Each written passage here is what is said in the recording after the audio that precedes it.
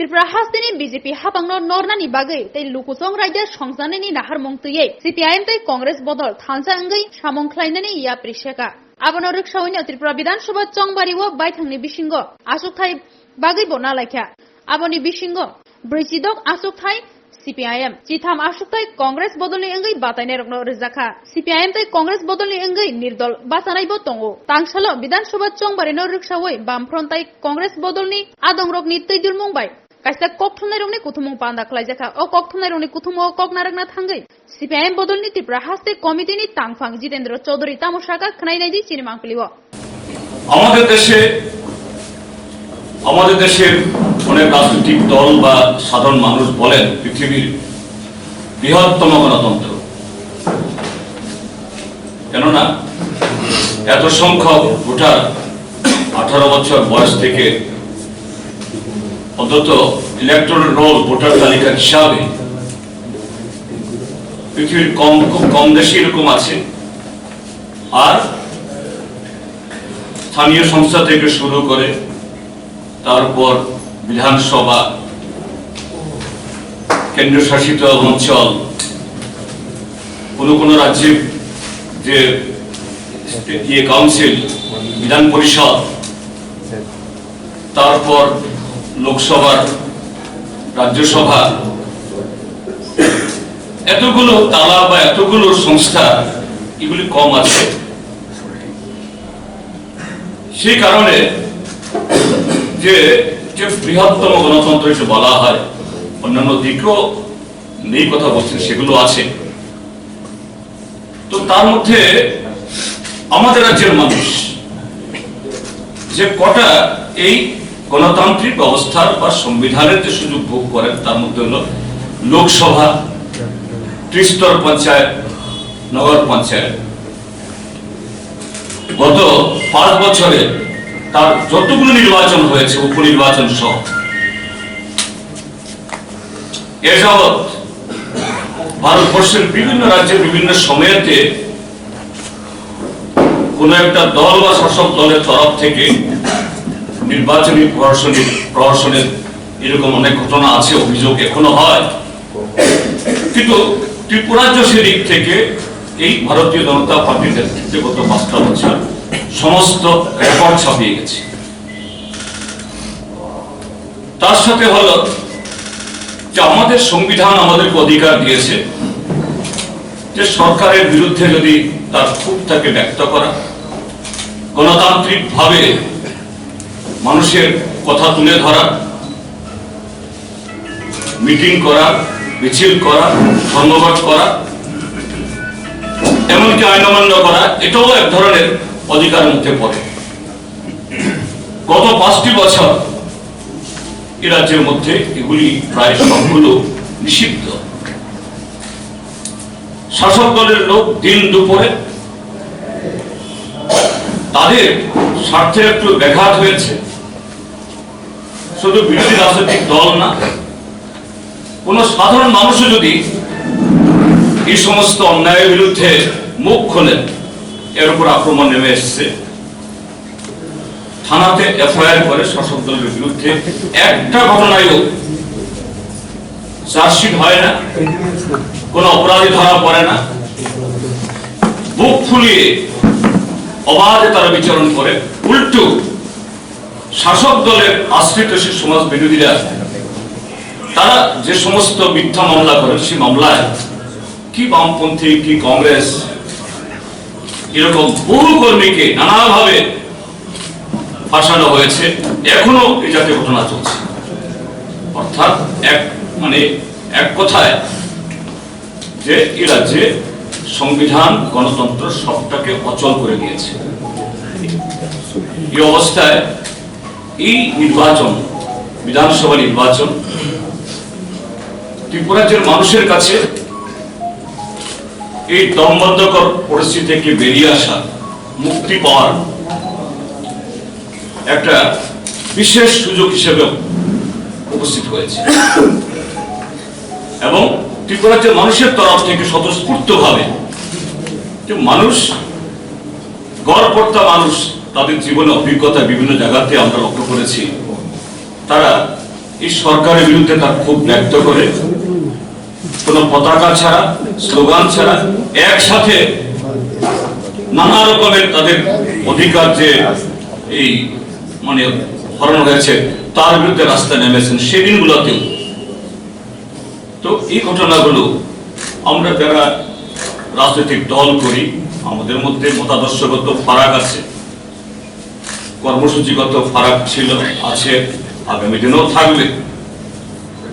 কিন্তু যদি গণতন্ত্র ডেমোক্রেসি প্রিভেল না করে, সংবিধান যদি অচল হয়, সেই জায়গায় যে মানুষের জন্য ভালো করার আমাদের যে এই কর্মসূচিগত তার তর্ক বিতর্ক বা উত্তম জিনিসকে গ্রহণ করার এই সুযোগ থাকবে না। এই প্রেক্ষিতে আমরা এই রাজ্যের সমস্ত ধর্মনিরপেক্ষ দল, গণতান্ত্রিক দল ঐক্যবদ্ধ হয়ে ভারতীয় জনতা পার্টিকে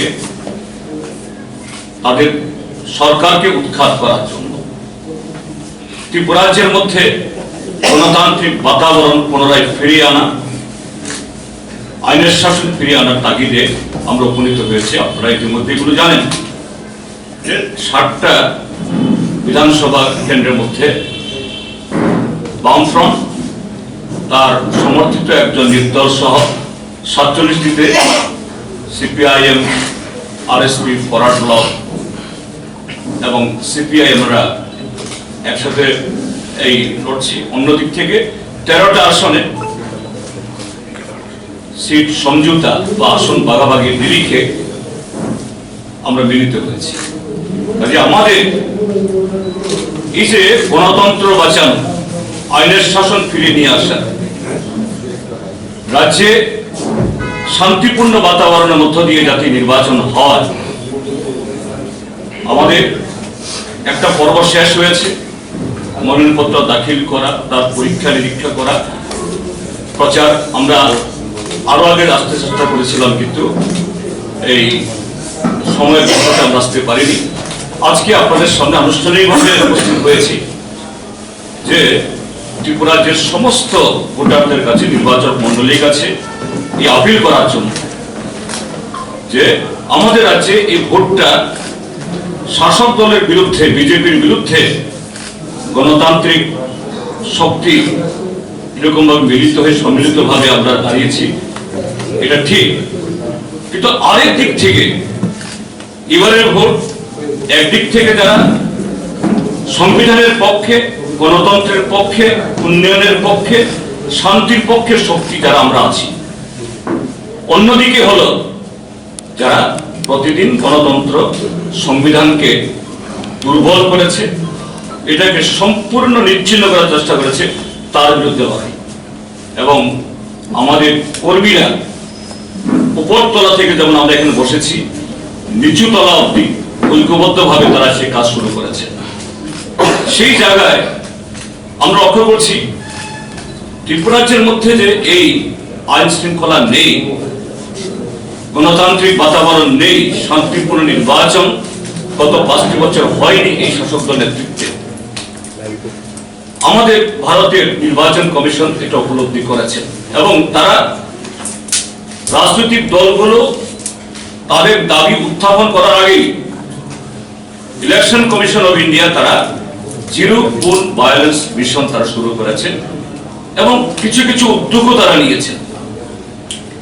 যেদিন 18 তারিখে ভোট ঘোষণা হয়, এক মন্ত্রী নেতৃত্বে যে বর্বরতা হয়েছে মজলিশপুরে, তার 24 ঘন্টার মধ্যে অ্যাকশন হয়েছে এবং অন্যান্য জায়গাগুলোতেও।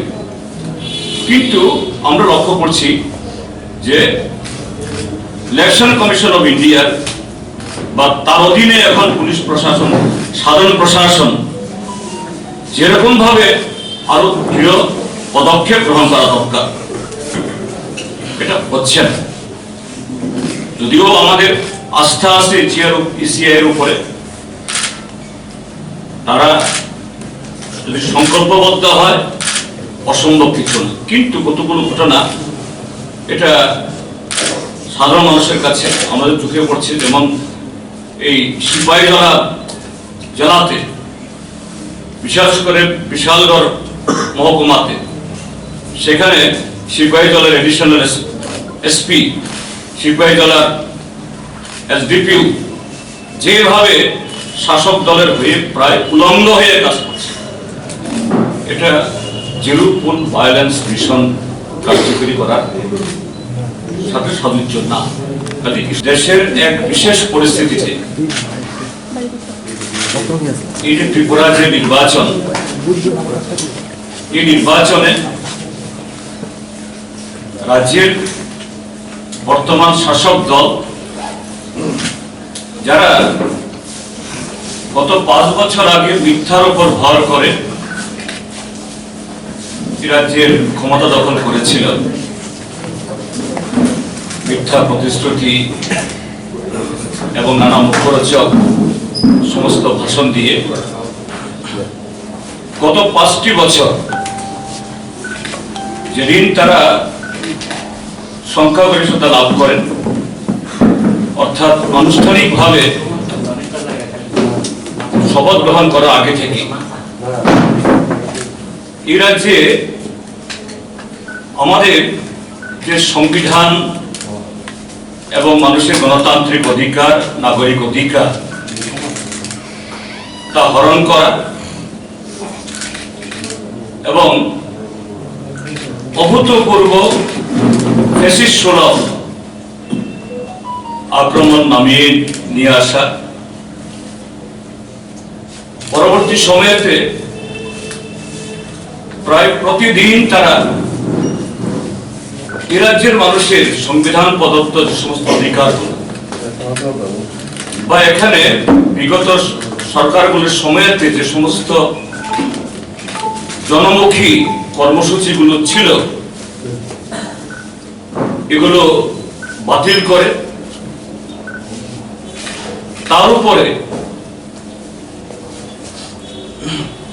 নানা জনবিরোধী নীতি গ্রহণ করার মধ্য দিয়ে নানা বোঝা চাপিয়ে দিয়েছে। সবচেয়ে বড় কথাটা হলো এই রাজ্যে যে মানুষের অধিকারকে সুনিশ্চিত করার জন্য যে সমস্ত সাংবিধানিক প্রতিষ্ঠানগুলো আছে, ত্রিস্তর পঞ্চায়েত, নগর পঞ্চায়েত বা municipal corporation, autonomous district council এবং এরকম আরো সেখানে দেশের নির্বাচন কমিশন বা রাজ্য নির্বাচন কমিশনের দ্বারা নির্বাচিত সংস্থা না হলেও আরো নানা প্রতিষ্ঠান আছে, সমবায় সমিতি ইত্যাদি, যেগুলো জননির্বাচিত কমিটি কাজ করে। সবগুলাকে হয় বেআইনি ভাবে ভেঙে দিয়েছে অথবা আপনারা মানে বামফ্রন্ট যে ইস্তেহার প্রকাশ করেছেন, ইস্তেহারের যে কথাগুলি আপনারা বলেছেন এগুলি নাকি অন্যের কাছ থেকে ধার করা। বামফ্রন্ট যে নির্বাচনী ইস্তেহার প্রকাশ করেছে, ইস্তেহারের যে কথাগুলি বলা হয়েছে এগুলি নাকি অন্যের কাছ থেকে ধার করা। শুনুন, প্যারাসুট থেকে নেমে মুখ্যমন্ত্রী হয়েছেন, কোনো জনগণের সাথে সম্পর্ক নেই, এটা হুজুগে। আর 4টা বছর জুমলাগিরি করে গেছেন, কাজে তাদের কাছে সত্যটাই মিথ্যা, মিথ্যাটাই সত্য। বামপন্থী ফ্রন্ট বা কংগ্রেস, বামপন্থী ফ্রন্ট সেখানে এই ইস্তেহার প্রকাশ করেছে, কংগ্রেস ওনাদের আগামী দিনের ইচ্ছাপত্র প্রকাশ করেছে। তো তাদের তো সেটা নেই, তাদের মিথ্যা ছাড়া, অসত্য ভাষণ ছাড়া নেই। কাজেই বিপ্লব দেবের কাছ থেকে আমাদের কি শিখতে হবে? জিতেনবাবু, একটা প্রশ্ন রয়েছে যে আপনারা যেমনটা বলেছেন যে বিজেপি শূন্যে নেমে আসবেন, তার মানে আপনারা ক্ষমতায় আসতে চলেছে। আপনারা যদি ক্ষমতায় আসতে চলেন তবে মুখ্যমন্ত্রী ফেস কি হতে চলেছে? কাকে আপনারা আর কটা দিন অপেক্ষা করুন না মাত্র, এটা আর মাত্র আজকে হলো কত তারিখ? 6 তারিখ, মানে 2 তারিখে ভোট গণনা হবে, তাহলে 26 দিন, আর মাত্র 30 দিন লাগবে। দেখবেন নতুন মুখ্যমন্ত্রী পাবেন, নতুন মন্ত্রিসভা পাবেন, সব হবে। বিরোধী দলের সম্মিলিত কোনো সভা হবে কিনা বলো।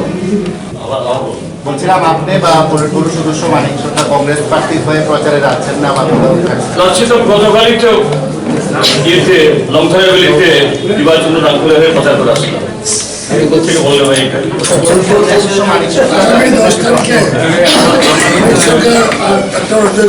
গতকালই তো আমি একসাথে নির্বাচন রামখাল একসাথে মঞ্চ শেয়ার করে বক্তৃতা করবো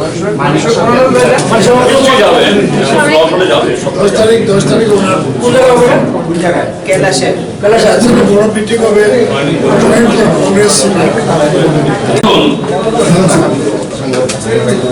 যে এই যে গভর্নমেন্টের কতগুলি পুলিশের একটা অংশ সবাইকে বলছে they are forcefully stopping vehicles depositing the driver's license against a receipt and putting the vehicles on election duties from 14 onwards. অর্থাৎ এরকম বহু গাড়িকে বসিয়ে দিচ্ছে জবরদস্তি করে ইলেকশন ডিউটির নামে বসিয়ে দেওয়া হচ্ছে। এটা এক ধরনের প্লয়, এটা এক ধরনের প্লয়। অর্থাৎ এরকম ভাবে একদিক থেকে মানুষের মুভমেন্ট, বিরোধী দলের মুভমেন্টকে রেস্ট্রিক্ট করার জন্য, আরেক দিক থেকে শাসক দলের লোকদের সুযোগ তৈরি করার জন্য। আমি এই প্রসঙ্গে সবাই একটা যুক্ত করতে চাইছি। আমাদের কাছে খবর পুলিশের উপরতলার একটা ছোট্ট অংশের সাথে শাসক দলের দিল্লি থেকে আসা নেতা নেত্রীদের একটা ফোনে যোগাযোগ করার একটা প্রচেষ্টা আমাদের চোখে ধরা পড়েছে। আপনাদের মাধ্যমে অনুরোধ করব ত্রিপুরার যে যারা এই সমস্ত অসাংবিধানিক অনৈতিক কাজে লিপ্ত হচ্ছেন, এই 2-4 জন পুলিশ অফিসার বন্ধুরা তারা প্লিজ সতর্ক হন। ত্রিপুরা রাজ্যের মানুষ কিন্তু তাদের ক্ষমা করবে। ত্রিপুরা যে মানুষ কত মানে এখন সতর্ক, যে সব ঘটনা কার ইঙ্গিত কোন দিকটায় কার সাথে কে কথা বলছে, এটা বিগত 5 বছর কিন্তু এরকম ভাবে আমরা পাইনি, আমরা পাচ্ছি। কাজেই কথা প্রসঙ্গে এটা বলে রাখলাম, যারা এই সমস্ত করছেন এটা করে নিজেদেরকে একটা ব্ল্যাক শিপের তালিকায় নিজের নাম যুক্ত করবেন, এরা ক্ষমা পাবেন না মানুষের কাছে। ঠিক আছে, ওকে, থ্যাংক ইউ। মানে যৌথ সরকার হয় তাহলে আপনাদেরকে কোনো যৌথ কর্মসূচি থাকবে বা এরকম ইশতেহার থাকবে সেগুলি জানাবেন? ঠিক আছে, না আমরা তো সংযুক্তা স্বাভাবিক কংগ্রেসের আলাদা আমাদের ডিমান্ড থাকবে, বামফ্রন্ট তার আলাদা ইশতেহার আমরা প্রকাশ করেছি। তো এটা পোস্ট পোল সিনারিওতে কি হবে এটা আলাদা, এক্ষুনি অ্যাডভান্স সেরকম বলার প্রয়োজন নেই, সুযোগ নেই। আমি সেটাই বলছি, পোস্ট পোল সিনারিওতে যেটা করা দরকার জনগণের স্বার্থে, রাজ্যের স্বার্থে, তখন দেখা যাবে। যদি হাম হওয়ার কোনো কারণ নেই। ত্রিপুরার যে ভারতীয় জনতা পার্টি সিঙ্গেল ডিজিটে নেমে আসবে এটুকু বলতে পারি। বিজেপি দলের পক্ষ থেকে আপনাদের জোটকে অশুভ জোট আখ্যায়িত করে বলছে বিগত দিনে 2 দলেরই যারা নির্যাতিত হয়েছিল কর্মী তাদের ভোটটা টানতে পারবেন না, এই ব্যাপারে কি বলবেন? এই কথাগুলি বলছেন কে? আমি পত্রপত্রিকায় দেখেছি এই যে বিদায়ী মুখ্যমন্ত্রী ডাক্তার মানিক শাহ, যিনি 56 ভোটে নির্বাচিত, তিনি তো গণতন্ত্র শুভ এই সমস্ত শব্দগুলো তোমার মুখ থেকে আসা উচিত না। উনি তো জনগণের কাছে ক্ষমা চেয়ে বেড়ানো উচিত। আরেকজন হলো তার কি পাপে কি অন্যায়ের কারণে তাকে মুখ্যমন্ত্রীর পদ থেকে এই ছুড়ে ফেলে অপসারণ করা হলো। আমি দেখলাম গতবার একটা ভিডিও কোথায় যেন বলেছেন তার বিরুদ্ধে আমরা এফআইআর করব। সে বলছে সিপিআইএম এবং কংগ্রেস এনএলএফটি টাইগার ফোর্স তৈরি করেছে, কত সাল থেকে কত শাসক করেছে। তার বিরুদ্ধে আমরা এফআইআর লঞ্চ করব। কোত্থেকে তিনি তথ্য পেলেন, এবং তিনি যদি তাই হয়, তিনি মুখ্যমন্ত্রী ছিলেন 4 বছর, তিনি কি ইয়ে করছেন, মানে কি করছিলেন তখন তিনি? তো এটা হলো প্রলাপ, আসন্ন যে পরাজয়ের যে ইয়েতে এদের ঘুম নেই, খাওয়া নেই, এই প্রলাপ প্রকাশ শুরু করছে, আরো প্রলাপ। বিজেপি আমার একটা প্রশ্ন ছিল, সামনে আমরা দেখি যে নির্বাচনের রেজাল্ট ঘোষণার পরেও অনেক, এবং ভারতবর্ষে এরকম অনেক স্টেটস আছে যেখানে যাকে আমরা বলি হর্স ট্রেডিং, মানে সেভাবে কিনে নিয়ে যাওয়া, যারা সংখ্যালঘু হয়ে যায় তারাও কিনে নিয়ে সরকার করে, এরকম আমরা মণিপুরে হ্যাঁ, এই সম্ভাবনাটা সেই জন্যই তো ত্রিপুরার মানুষ, আমি তো বললাম যে এবারের নির্বাচনের বৈশিষ্ট্য কি। অতীতের নির্বাচনগুলোকে রাজনৈতিক দলগুলো মানুষকে তাদের কর্মসূচি বা তাদের পক্ষে ভোট দেওয়ার জন্য তৈরি করতে হয়েছে, মেহনত করতে হয়েছে। এবার মনে হয় ত্রিপুরাজ্যের মধ্যে ব্যতিক্রম, আপনারা মিডিয়ার লোকরা লক্ষ্য করছেন, জনগণই তৈরি করছে, একটা মহল তৈরি করছে, পরিবেশ তৈরি করছে না, বিজেপিকে তাড়াতে হবে যে তোমরা গণতান্ত্রিক দলগুলো ঐক্যবদ্ধ হও। কাজেই যে হর্স ট্রেডার মহোদয় এসেছেন আজকে ত্রিপুরাজ্যে, তিনি যতই চেষ্টা করুন না কেন, ত্রিপুরাজ্যের জনগণ এটা হতে দেবে না। বামফ্রন্টের ইশতেহার প্রকাশের পক্ষে আপনাদের মতাদর্শগত খারাপ, কর্মসূচিগত খারাপ আগে ছিল, এখনো রয়েছে। যদি আপনারা ক্ষমতায় আসেন, সরকার পরিচালনার ক্ষেত্রে সেই ফারাক কি প্রতিফলিত হবে? আমরা বলছি যে বিজেপি এই স্বৈর শাসন থেকে ত্রিপুরাকে মুক্ত করতে হবে, এবং এটা জনগণের সরকার হবে। সেই জনগণের সরকারের সমস্ত গণতান্ত্রিক দলের এবং গণতান্ত্রিক মানুষের তার ইচ্ছা প্রতিপূরণ করার জন্য নতুন যে জনগণের সরকার আন্তরিকভাবে কাজ করে। যেমন কেন্দ্রে যখন ইউপিএ সরকার ছিল, বাইরে থেকে আমরা বামপন্থীরা সেরকম ভাবে গেছি। তো এরকম যে জনগণের যে মানে ইচ্ছা গণতন্ত্র রক্ষায়, মানুষের অধিকার রক্ষায়, সেই সুযোগ থাকবে অবশ্যই, এ নিয়ে কোনো প্রশ্ন নেই। আমার একটা প্রশ্ন আছে, এটা হচ্ছে এই যে আমাদের দুই দল নিজেদের অস্তিত্ব রক্ষায় বোঝাপড়া করেছে, এ বিষয়ে আপনার এটা ঠিক, যারা বলছেন এটা ঠিক তার উল্টোটা বুঝিনি।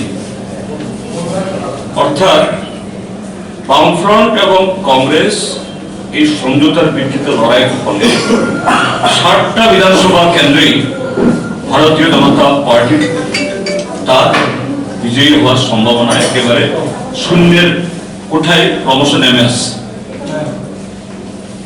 কাজে সে আতঙ্ক থেকে এটা হলো বিজেপি নেতাদের আবুল তাবুল প্রভাব কথা, আর কিছুই না। হঠাৎ করে গণতন্ত্রের প্রতি এবং বিশেষ করে কংগ্রেস দলের প্রতি তার এত দরদ, মানে এটা মনে হচ্ছে মানে ভূতের মুখে রান্না। আরেকটা বিষয় আপনি বলেছেন যে के सभी भाई और बहनों को आप सबका यहाँ पे उपस्थित होने के लिए बहुत बहुत धन्यवाद। सबसे पहले मैं इलेक्शन कमीशन से ये पूछना चाहती हूँ कि ये भेदभाव क्यों, आप विपक्ष के पार्टियों के खिलाफ ये भेदभाव क्यों कर रहे हैं? मैं पूछना चाहती हूँ, चाहे वो परमिशन की बात हो, जितने भी हमारे ऑपोजिशन पार्टीज हैं, जितने भी पार्टीज हैं, जब भी हम परमिशंस के लिए अप्लाई कर रहे हैं, हमें बोला जा रहा है कि सब स्लॉट्स फुल है, क्योंकि बीजेपी ने सवेरे 9 बजे से लेकर शाम का 5 या 8 बजे तक उन्होंने सब परमिशंस ले रखे हैं, कोई भी स्लॉट्स खाली नहीं है। बाइक रैलीज अलाउड नहीं की जा रही है, क्योंकि बोल रहे हैं कि at least 48 to 72 hours before you have to take a permission. मैं इलेक्शन कमीशन से पूछना चाहती हूँ, हर असेंबली में 50 से 60 लोगों की जो बाइक वाहिनी चल रही है, क्या इनका परमिशन लिया हुआ है? मैं उनको पूछना चाहती हूँ इलेक्शन कमीशन से कि ब्रांडिंग जनता पार्टी जो है कि सिर्फ उनका हक है ब्रांडिंग करने का पूरे प्रदेश में? लोकतंत्र और प्रजातंत्र में हर एक पार्टी का यह हक बनता है कि वो अपनी पब्लिसिटी करे इलेक्शन के दौरान। जितने भी पब्लिसिटी मटेरियल्स लगाए जा रहे हैं सब उखाड़ा जा रहा है। मैं इलेक्शन कमीशन से पूछना चाहती हूँ, आप जीरो पोल वायलेंस की बात करते हो, जीरो पोल वायलेंस एक बस मजाक बन के रह गया है।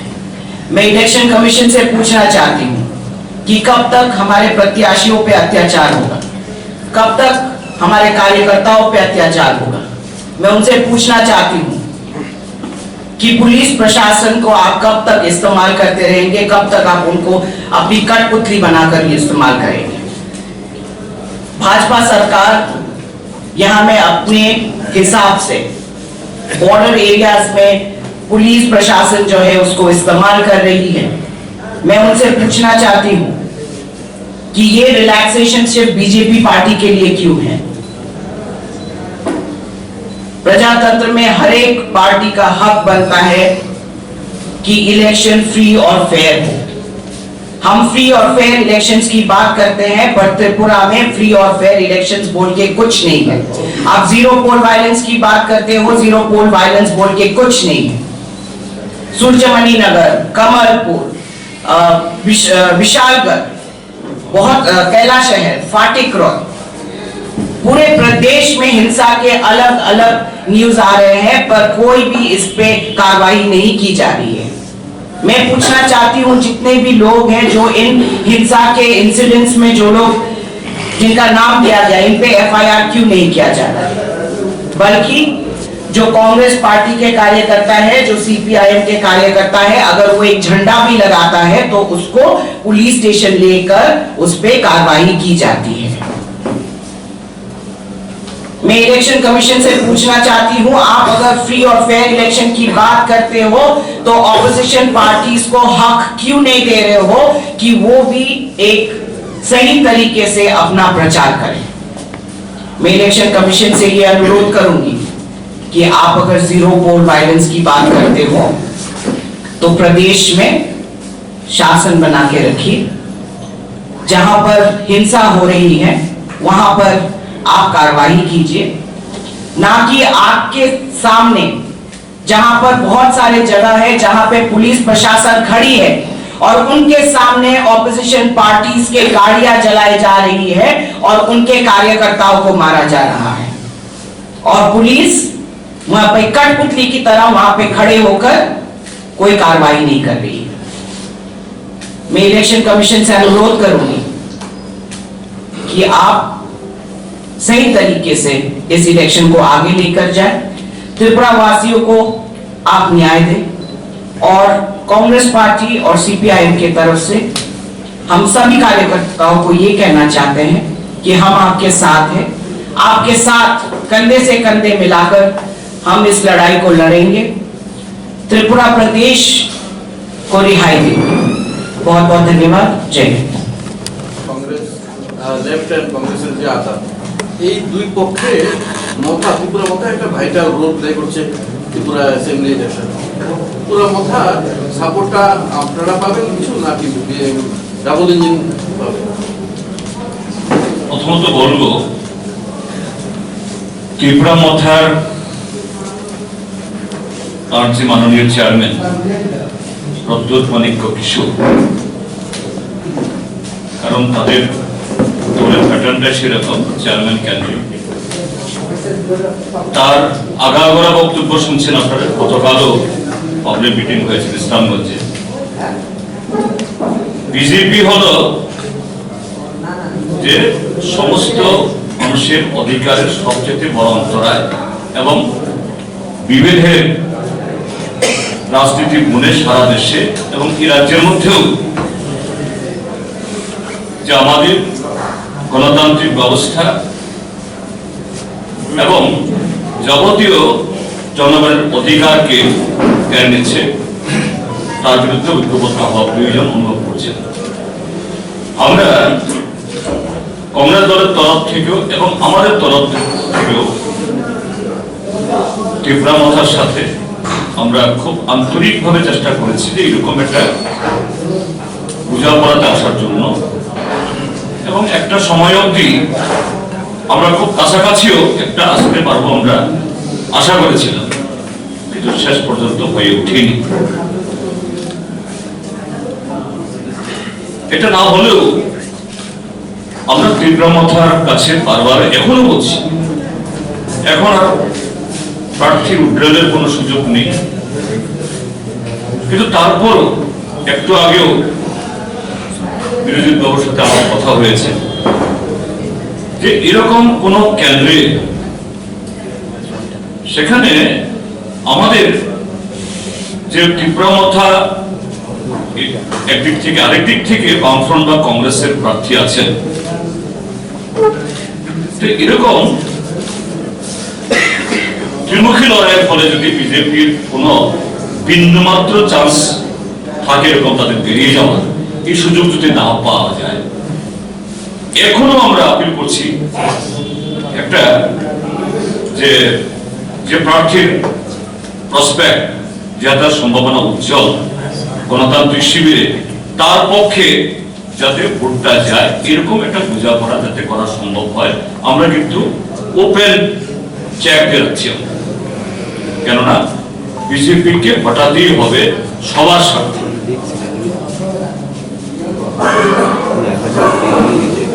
আপনাদের সমঝোতা ঘোষণা করতে বলে আসছেন